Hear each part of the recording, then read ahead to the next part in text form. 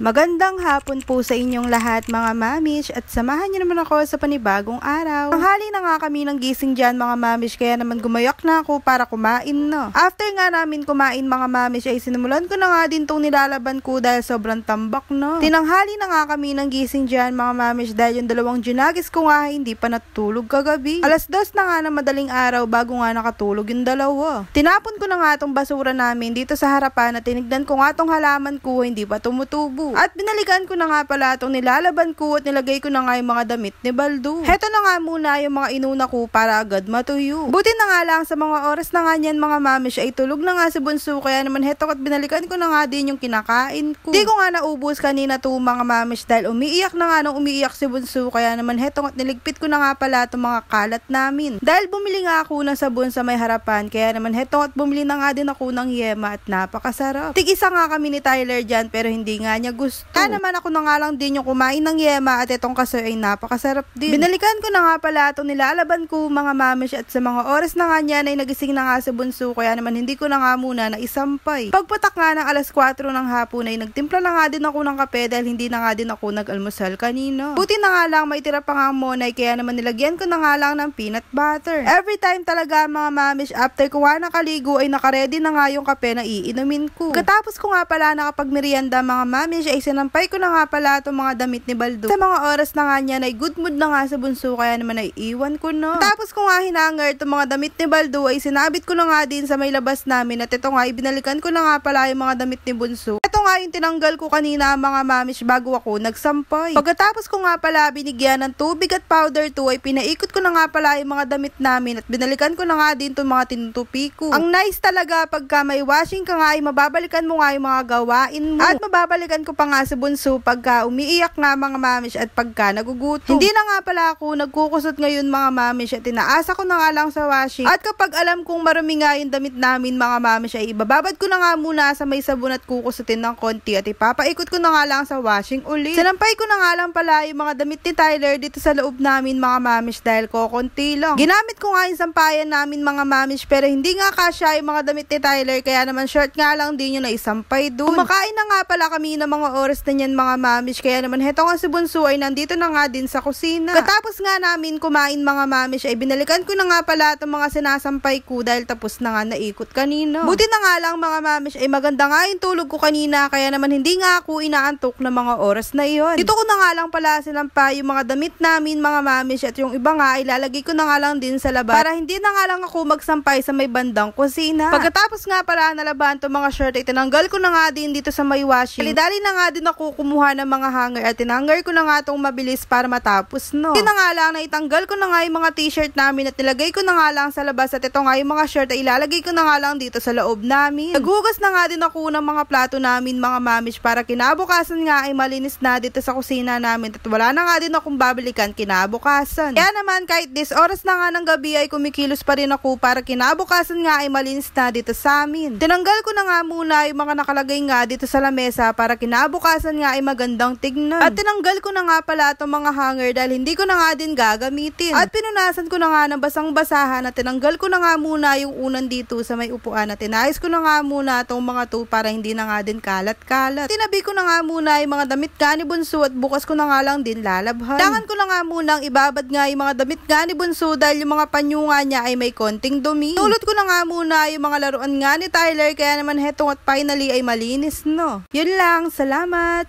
Bye!